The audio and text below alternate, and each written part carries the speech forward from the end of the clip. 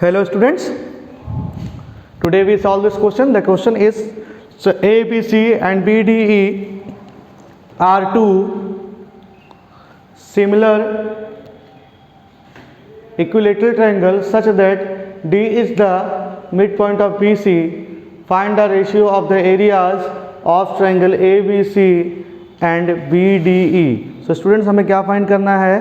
Triangle ABC और BDE के areas का हमें क्या फाइंड करना है स्टूडेंट? रेशियो फाइंड आउट करना है। तो क्या करेंगे, आइए पहले फिगर ड्रॉ करते हैं, फिर क्वेश्चन को सॉल्व करते हैं। Okay, so let's solve the question. First of all draw triangle ABC, और एक ट्रायंगल ABC है और BDE है। तो पहले ABC ट्रायंगल बना के देखते हैं। So student,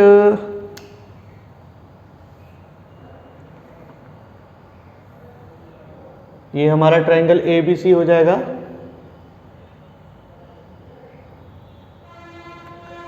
this is A, B and C.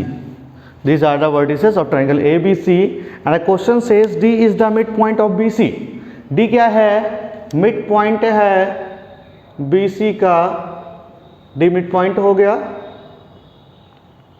D क्या है? मिड पॉइंट है BC का। ओके, और हमें क्या ट्रायंगल मिल रहा है? BDE, ABC और BDE। तो BDE ट्रायंगल स्टूडेंट्स हमें मिलेगा कहाँ पर? देखो ध्यान से, BDE इसके अंदर ही पड़ेगा ना। Triangle ABC and BDE are two equilateral triangles. So we draw, यहाँ पर हम पॉइंट E ले रहे हैं स्टूडेंट, और हमारा अब ट्रायंगल BDE बन जाएगा बड़ी आसानी से। और ये दोनों ट्रायंगल क्या है? आपस में इक्विलेटरल ट्रायंगल है। दोनों क्या है? इक्विलेटरल ट्रायंगल है। ओके, सो अगर हम स्टूडेंट D से E को ज्वाइन कर दें, D और E को मिलाना होगा यहाँ। ठीक है स्टूडेंट्स, अब हमें दो ट्रायंगल मिल गए। ठीक है ना, और दोनों ट्रायंगल क्या हैं? आपको पता है कि ये दोनों ट्रायंगल क्या है?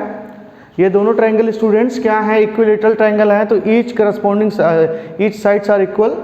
सो इक्विलेटरल ट्रायंगल होने पे क्या होगा स्टूडेंट? जो BC होगा और AB होगा और AC होगा आपस में इक्वल होगा। दूसरी चीज़ क्या है कि जो BDE है वो भी क्या है? इक्विलेटरल ट्रायंगल है। तो यहाँ पे ये वाली साइड, ये वाली साइड और ये वाली साइड तीनों आपस में क्या होगी? इक्वल होगी। इट इज़ क्लियर ना? सो चलिए आइए क्वेश्चन को सॉल्व करते हैं बच्चों, और उसके बाद हम इनका रेशियो को फाइंड करेंगे। So first of all solution में आएंगे स्टूडेंट्स, और हमें सॉल्यूशन में आते हैं और देखते हैं क्या होगा। इस क्वेश्चन को दो तरीके से हम सॉल्व कर सकते हैं। चलिए पहला तरीका अपनाते हैं। Since ABC is an equilateral triangle, equilateral triangle, so क्या कर सकते हैं? AB इक्वल क्या हो जाएगा? BC इक्वल क्या होगा? CA इक्वल क्या मान लेते हैं? इसकी ईच यूनिट जो है स्मॉल a है। कितना है? मान लेते हैं कितना? स्मॉल a हो जाएगा। ठीक है ना, ऐसा हम मान लेते हैं। होप अच्छे से समझ में आ रहा होगा। आगे बढ़ते हैं बच्चों। आगे एक चीज़ और है, क्या है? D is the mid point. Also BD equal क्या होगा? हाफ A होगा, because D is the mid point of BC। D क्या है? मिड पॉइंट है BC का, तो इसलिए क्या हो जाएगा? समझ में आ रहा होगा। यहाँ पे क्या हो जाएगा? ये D जो है इसका मिड पॉइंट है, तो ये क्या हो जाएगा? हाफ A हो जाएगा।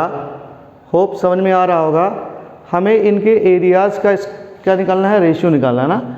Find the ratio of there areas. तो हम इसे दो तरीके से भी लगा सकते, एक और तरीके से लगा सकते हैं। चलिए पहले सॉल्व करते हैं इसको।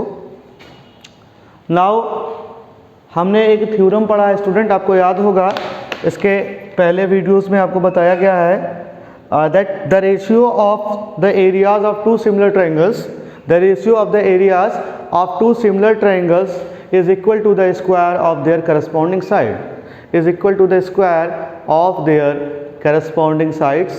ऐसा आपने पढ़ा है। ओके,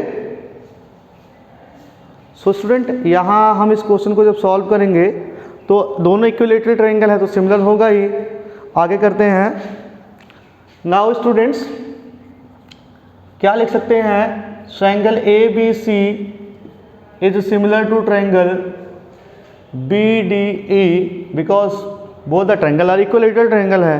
तो इक्विलेटरल्स जितने भी ट्रायंगल होंगे वो सब क्या होंगे, आपस में सिमिलर होंगे। सो क्या लिख सकते हो, जो अभी मैंने बताया ना, the ratio of the areas of two triangles is equal to the square of the ratio of their corresponding sides. ऐसा मैंने आपको थ्योरम बताया है। सो क्या लिख सकते हो, क्या लिख सकते हैं, ट्रायंगल एरिया ऑफ ट्रायंगल क्या लिख सकते हैं, area of triangle ABC upon area of triangle BDE। सो इसमें तीनों साइड लेने की जरूरत नहीं है, ठीक है ना, एक ही कोई इसी का रेशियो दिखा दे रहे हैं, ज़्यादा अच्छा होगा। तो हम यहाँ ले लेते हैं बच्चों, क्या ले लेंगे हम यहाँ ले, क्या अब BD अपॉन BC ले सकते हो आप, BC ले लो और अपॉन BD ले लो। तो BC अपॉन क्या हो जाएगा बेटा, BD होगा, लेकिन यहाँ क्या होगा, स्क्वायर में होगा, ये इसमें होगा, स्क्वायर में होगा। सो आप यहाँ BC अपॉन BD भी ले सकते हो और AB अपॉन BD ले लेना, ठीक है, AB अपॉन BD ले लें, करस्पॉन्डिंग है, हाँ, AB अपॉन BD। होप समझ में आ रहा होगा। और ये दोनों का क्या होगा, स्क्वायर होगा, रेशियो जो लेंगे वो क्या लेंगे, स्क्वायर का लेंगे। ये हो गया, इतना समझ में आ रहा है। और इसी को हम आगे क्या एलेबोरेट कर देंगे, आगे हम लिख सकते हैं AB को लिख सकते हैं A स्क्वायर हो जाएगा और BD को लिख सकते हैं 1/2 होल स्क्वायर हो गया, ठीक है। व्हाट कम्स आउट, ये A स्क्वायर हो गया बच्चों, और ये क्या होगा 1/2, 2 जा 4, 1/4 A स्क्वायर हो गया। समझ में आ रहा होगा। अब देखो क्या है, ये रिवर्स हो जाएगा, ये क्या हो जाएगा, ये A स्क्वायर कैंसिल हो गया, ये 1 × 4 और यहाँ नीचे 1 बचेगा। तो क्या आया स्टूडेंट, 4/1। क्या आया, 4/1 आया। ये बाय सिमिलरिटी थ्योरम यहाँ लिख सकते हो, ठीक है ना। हेंस क्या लिख सकते हो, hence the required ratio is, hence the required ratio is 4:1 and that is your answer. Hope you have understand. Note down.